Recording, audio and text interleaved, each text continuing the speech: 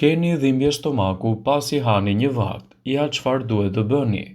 Dhimbja e stomakut pas të ngrënit mund të ndodhë për një arsye të tillë siç është dispepsia, gazrat, ulçrat, gastriti si dhe probleme të tjera. Ka shumë njerëz që vuajnë nga dhimbjet e stomakut pasi konsumojnë një vakt, por për fat të mirë ka plot receta natyrale të cilat ju vinë në ndihmën në lehtësimin e këtij problemi. Megjithatë, duhet të jeni të vetëdijshëm se në shumë raste dhimbja e stomakut duhet të kontrollohet nga mjeku juaj. Dispepsia mund të shkaktojë dhimbje stomaku pas konsumit të ushqimeve të caktuara, sidomos edhe ushqimeve të yndyrshme dhe ushqimeve kalorike. Sipas Dr. William Bled, thotë se dispepsia mund të shkaktojë djegje në stomak, fryerje ose shi acidi në gojë.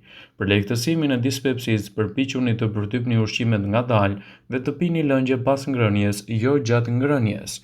Kështu do ta keni më të lehtë të evitoni këtë problematikë të shtuar, e cila ju mundon për shumë kohë.